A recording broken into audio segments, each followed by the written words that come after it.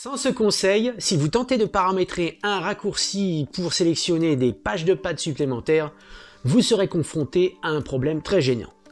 Il y a donc une particularité que vous ne trouverez que dans ce tuto.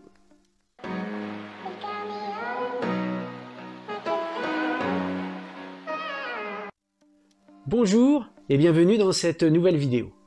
Dans un précédent tuto, je vous proposais de créer un raccourci pour accéder à une nouvelle page de pad. Peu de temps après, j'ai remarqué une problématique vraiment ennuyeuse. Heureusement, il existe une solution. Alors, pour être informé de ce genre de conseils, je vous invite à vous abonner et à cliquer sur la petite cloche pour recevoir les notifications des prochaines vidéos. Pensez aussi au petit pouce bleu. Avec ou sans contrôleur, quel est donc ce conseil pour réussir ces raccourcis? C'est maintenant!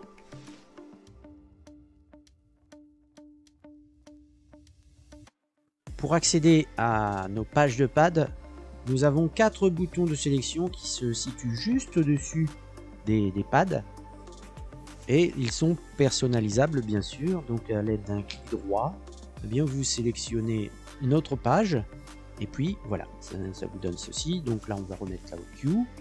Donc vous voyez, là vous sélectionnez vos pages de cette manière. Vous n'avez bien sûr que 4 boutons de préférence. Pour choisir d'autres pages, il va falloir basculer sur cette configuration, et à ce moment-là, vous allez avoir toutes vos pages accessibles ici. Je rappelle que pour afficher les deux, il faut bien sûr valider les deux manières d'afficher les pads. Si je suis ici et que je veux en sélectionner une autre, une cinquième par exemple, puisque 1, 2, 3, 4, il nous en faut une cinquième. On va donc créer un raccourci, c'est tout à fait possible. Je l'ai fait lors d'un tuto sur le backspin FX et le break FX. Si vous ne l'avez pas vu, je vous invite à aller voir, c'est très intéressant. Et à la fin de ce tuto, j'ai proposé un raccourci. Voilà donc le raccourci que j'ai proposé à la fin de ce tuto. Donc on va aller là, ici, sur la lettre B, et on a bien le break FX, la page de pad break FX. Voilà la manière dont j'avais proposé le mapping. Voilà ce qui se passe lorsque j'appuie sur la lettre B. La page break FX est appelée. Et lorsque je passe sur la loupe, on voit que le break FX est resté. Alors qu'à l'origine, nous avions les hot queues. Si là où je suis sur loupe, j'appelle encore une fois cette page break FX, qui est fixé ici. Si je clique sur bit jump, on voit qu'en fait ça dérègle vos préférences. Donc rassurez-vous, il y a une solution pour éviter ce genre de phénomène qui est vraiment ennuyeux.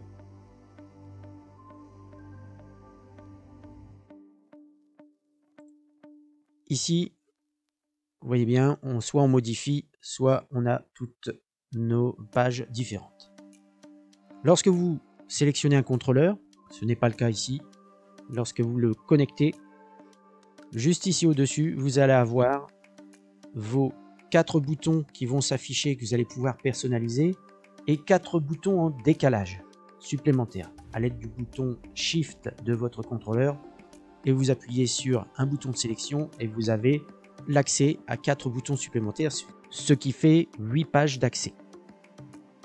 Il se passe un phénomène que je viens de vous montrer, c'est que là, le raccourci clavier fausse tous mes réglages et ça ne va pas. Donc, 1, 2, 3, 4, il faut un 5e bouton. On va mettre un numéro. Alors, avant de placer un numéro sur un raccourci, voici un tableau. Ça mérite vraiment d'être approfondi pour bien comprendre ce qui se passe. Alors là, comme je vous l'ai dit juste avant, nous avons connecté un contrôleur. Donc vous avez ça au-dessus de vos pages de pad. Ici, vous avez les boutons. Donc les 4 boutons qui sont visibles sur votre contrôleur et sur le logiciel. En haut, j'ai mis 4 numéros. Ce sont des colonnes. Là, vous retrouvez bien page 1, page 2, page 3, page 4. qui sont ici. Donc là, ce sont bien nos pages. En décalage, ici, 1, 2, 3, 4 ne correspond pas aux pages, mais correspond aux colonnes. Ce qui fait que vous pouvez faire autant de décalage que vous voulez. À partir de 9 et 13, vous avez des décalages supplémentaires. Si on place un raccourci avec un numéro de page et page 5, par exemple, et vous la nommez, eh bien quand vous ferez un appel de la page 5, elle apparaîtra sur votre bouton de la colonne 1. La page 11 sur le bouton de la colonne 3. Donc sans numéro, c'est comme si vous faisiez un appel là sur Slicer, clic droit, et que vous choisissiez par exemple eh bien BreakFX ici. Voilà, et ça vous le change et il va rester BreakFX.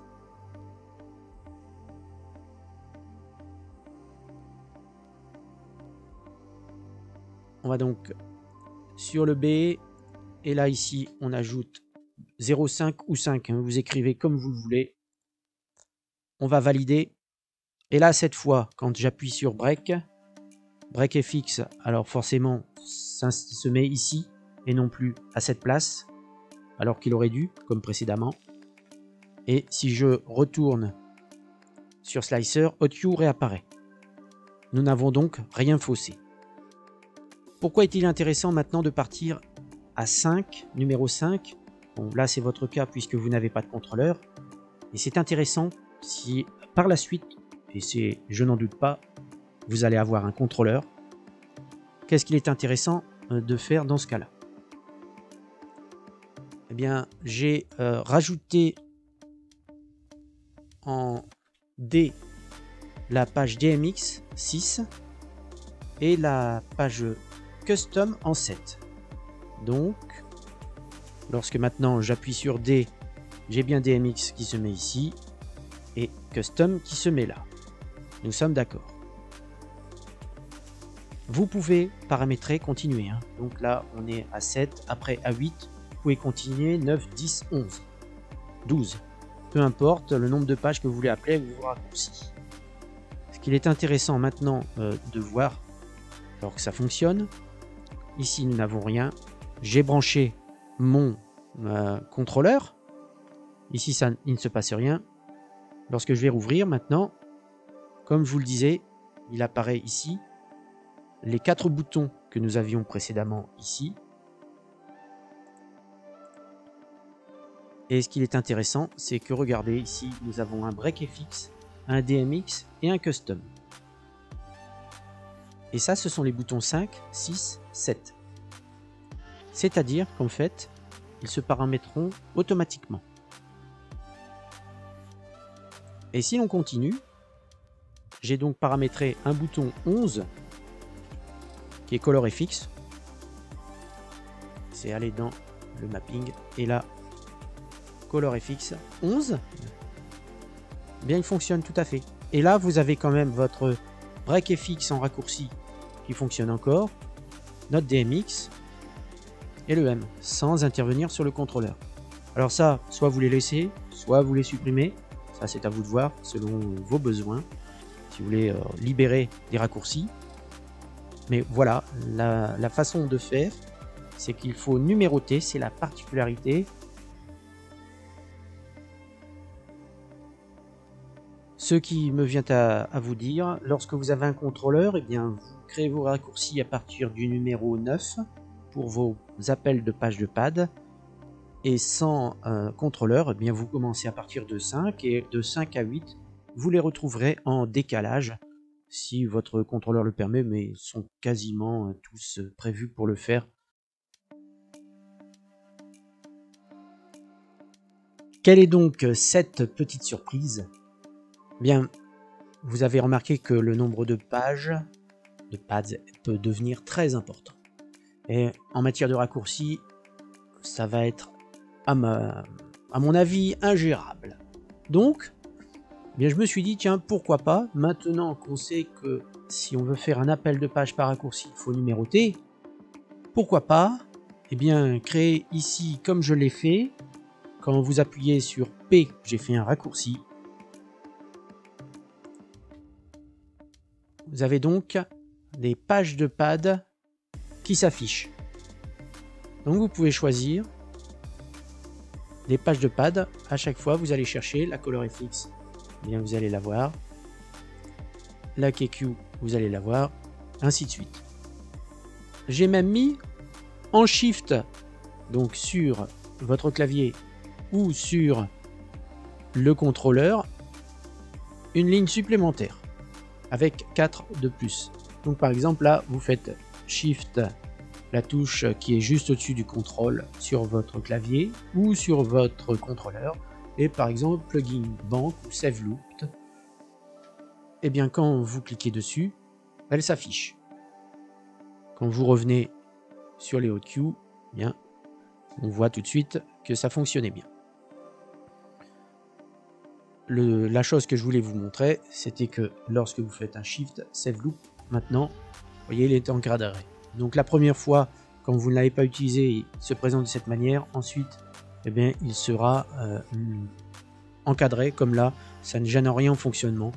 C'est ainsi, j'ai essayé de voir si on pouvait le retirer, mais non, apparemment, c'est impossible. Il y a peut-être une solution que je n'ai pas encore trouvée, mais bon, pour le moment, c'est comme ça. Ça fonctionne. Le tout est que ça fonctionne. Comme vous le voyez, elle est ici, et ce n'était pas ça juste au départ. Pourquoi? Puisque là, j'ai donc fait un raccourci, et quand je vais sur mon clavier, et que je fais P, j'ai mis numéro 4 pour la page de pad, pour l'avoir par exemple sur vos boutons visibles en permanence. Vous auriez pu la mettre en 8, elle apparaîtrait au même endroit, mais ce serait avec le décalage que vous pourriez avoir accès. C'est-à-dire ici, en 8. En 5, elle va se trouver en décalage. Moi, je l'ai mise en 4, hein, par exemple, pour les avoir sous les yeux et juste un appui. Ce qui fait qu'en fait, lorsque vous l'avez en 4, vous n'avez pas forcément le besoin d'aller sur votre raccourci clavier. Vous pouvez cliquer dessus directement, hein, ou alors appuyer sur votre contrôleur directement sur le bouton 4. Alors on va regarder un petit peu cette petite page de pad. Donc on va aller là-dessus. Donc dans le pad 1, donc j'ai mis le break FX, vous voyez 9. Le 2, 10, 11, 12, 13, 14, 15 et 16. Et le shift, eh bien on est à 17, 18, 19 et 20. Vous voyez bien, on a les 4 colonnes comme tout à l'heure, c'est ce que je disais, sous une autre forme avec les pads, mais vous avez les numéros qui se succèdent.